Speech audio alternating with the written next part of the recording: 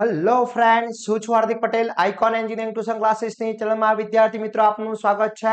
Diploma semester 4 electrical બ્રાન્ચની અંદર અભ્યાસ કરતા મારા વિદ્યાર્થી મિત્રો માટે આજે આપણે વાત કરવાના છે પીટીઆરએસી, જેમનો સબ્જેક્ટ છે પીટીઆરએસી, જે એની અંદર most and very most IMP question જે જીટીયુ ની અંદર બહુ જ ઇમ્પોર્ટન્ટ ઉપયોગ થવાના છે. તો યુનિટ નંબર 1 ના આજે હું તમને અહીંયાથી ક્વેશ્ચન આપીશ. એ ક્વેશ્ચન તમે કરી લો છો તો યુનિટ નંબર 1 આખું કવર થઈ જશે. અને આ જે ક્વેશ્ચન છે એ જીટીયુ ની એક્ઝામ માટે ખૂબ જ ઉપયોગી થવાના છે. તો ચેનલ ઉપર નવા હોય તો ચેનલને સબસ્ક્રાઇબ કરી દેશો, બેલ આઇકોન ઓન કરી દો, જેથી નવા વિડીયો આવે તરત જ નોટિફિકેશન આવી જશે.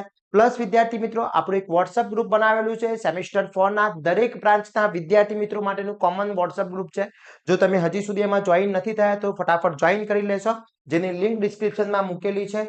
પ્લસ જો તમે કોઈ બી એક સેમિસ્ટર 4 ના ગ્રુપમાં જોઈન છો તો જોઈન થવાની જરૂર નથી. પ્લસ જોડે જોડે સેમિસ્ટર 4 ઇલેક્ટ્રિકલ બ્રાન્ચના દરેક વિદ્યાર્થી મિત્રો માટેનો દરેક સબ્જેક્ટના કોર્સ લોન્ચ કરી દેવામાં આવેલા છે, જેની અંદર તમને અહીંયા જે ક્વેશ્ચન બતાવેલા છે એના વિથ આન્સર એની અંદર અવેલેબલ છે. તો ફટાફટ કોર્સ પરચેસ કરીને તૈયારી સ્ટાર્ટ કરી દેશો, જેથી કોઈ બી વસ્તુ તમને તકલીફ ના પડે જીટીયુ ની એક્ઝામ માટે.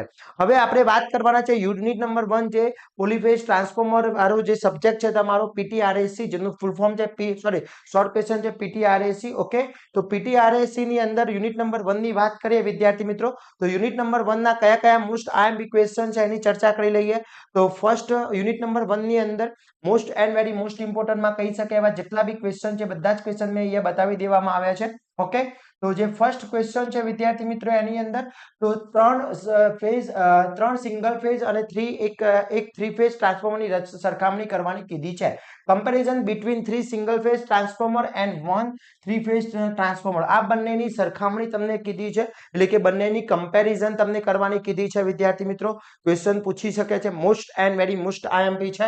પછી ટ્રાન્સફોર્મરમાં થતા લોસીસ, કયા કયા લોસીસ છે એની અંદર જે બી લોસીસ થાય છે લોસીસના તમારે પૂછી શકે છે કે explain the losses in transformer. તો જેટલા લોસીસ છે બધા જ લોસીસ તમને 4 માર્ક્સ ની અંદર પણ પૂછી શકે છે. આ જ ક્વેશ્ચન 7 માર્ક્સ ની અંદર પણ પૂછી શકે છે.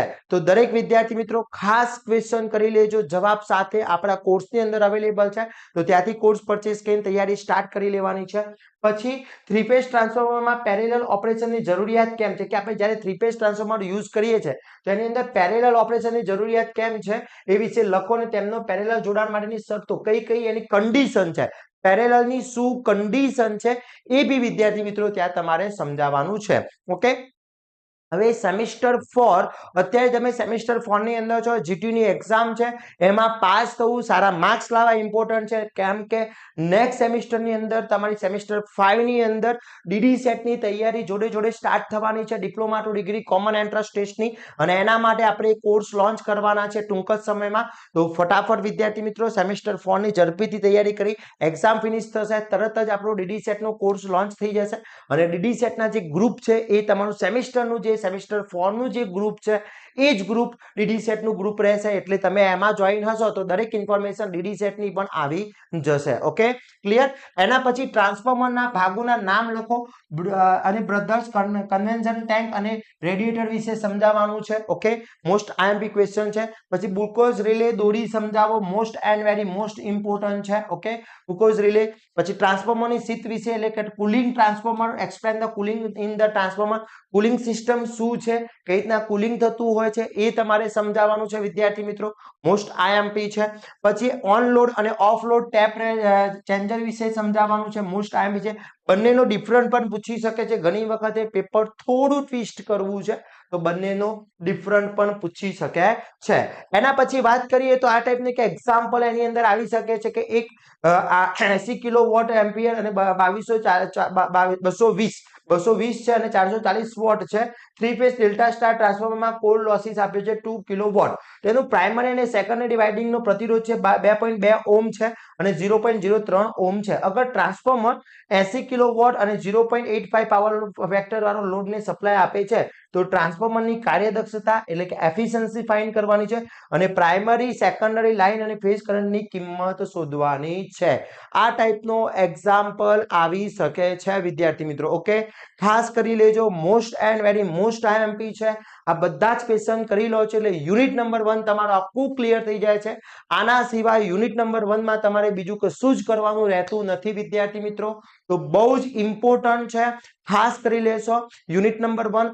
આના પછી આપણે નેક્સ્ટ સબ્જેક્ટના બી આપણે વિડીયોઝ ઝડપીથી લાવી દઈશું. જીટીયુ ની એક્ઝામ પહેલા તમને બધા જ સબ્જેક્ટના મોસ્ટ આઈએમપી ક્વેશ્ચન બી મળી જશે, પ્લસ સુપર 40 એ બી તમારા આપણા કોર્સની અંદર ઓલરેડી મૂકી દેવામાં આવેલા છે. સુપર 30 એ બી અંદર મૂકેલા છે. તો પાસ થવું છે, ઓનલી પાસ થવું છે, સુપર 30 કરશો. અને જો સારા માર્ક્સ લાવવા છે, 55 થી 60 માર્ક્સ ઈઝી લાવી દેવા છે, તો અહીંયા જેટલા બી ક્વેશ્ચન આપ્યા છે એ બધા ક્વેશ્ચન કરી લેશો તો કોઈ જ પ્રોબ્લેમ જીટીયુ માં થવાનો નથી, એની હું તમને ગેરંટી આપું છું વિદ્યાર્થી મિત્રો. પણ આ બધા જ ક્વેશ્ચન તમારે પરફેક્ટલી કરવા પડશે. ઓકે, હવે નેક્સ્ટ વિડીયોની અંદર નેક્સ્ટ સબ્જેક્ટના નેક્સ્ટ મોસ્ટ આઈએમપી ક્વેશ્ચન સાથે મળીશું. ત્યાં સુધી ચેનલને સબસ્ક્રાઇબ કરી દો, બેલ આઇકોન ઓન કરી દો, જેથી જેવો નવો વિડીયો આવે તરત જ નોટિફિકેશન આવી જાય. જોડે જોડે હજી વોટ્સએપ ગ્રુપમાં જોઈન નથી તો એની લિંક પણ મૂકેલી છે, અને આ વિડીયોને તમારા ફ્રેન્ડ સર્કલને બી મોકલી દો, જેથી દરેક વિદ્યાર્થીઓ એની સાથે તૈયારી કરી શકે અને સારા માર્ક્સ લાવી શકે. આવા જ નવા વિડીયો સાથે નવા દિવસે મળીશું. ત્યાં સુધી વિદ્યાર્થી મિત્રો મને રજા આપશો. જય હિન્દ, જય ભારત.